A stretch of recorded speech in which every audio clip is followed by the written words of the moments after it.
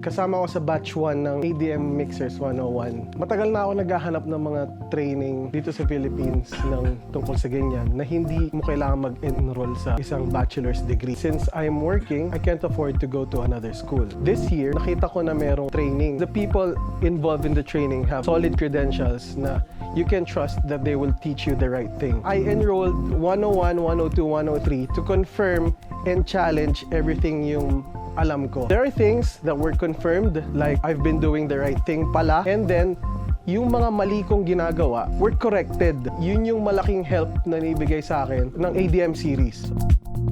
Ako kasi, nag-start talaga yung knowledge ko sa sound system sa trabaho. So, since 2014, nag-set up na ako sa mga events. So, yung knowledge ko, doon ko nakuha through experience. So, kaya ako nag-take ng ganito, yung ADM 100 series para yung gap between doon sa experience tsaka doon sa theory, knowledge, yung mga proper setup, magkaroon ng bridge yun. So, nangyari kasi, madalas sa atin, di ba, through experience, alam lang natin na gumagana yun. Pero hindi natin alam para saan yun, bakit ganun yung standard. Yung mga karamihan naman ng nagiging practice ko sa live events is, karamihan naman tama. Pero syempre, meron tayong mga minor na akala na natin maliit lang na bagay yun. Pero dahil nga natutunan natin sa ADM 100 series, naging solid pa yung foundation. Magkakaroon ng schedule, I suggest talaga sa mga hindi pa nakakapag-take nito. Take nyo siya kasi sobrang worth it talaga.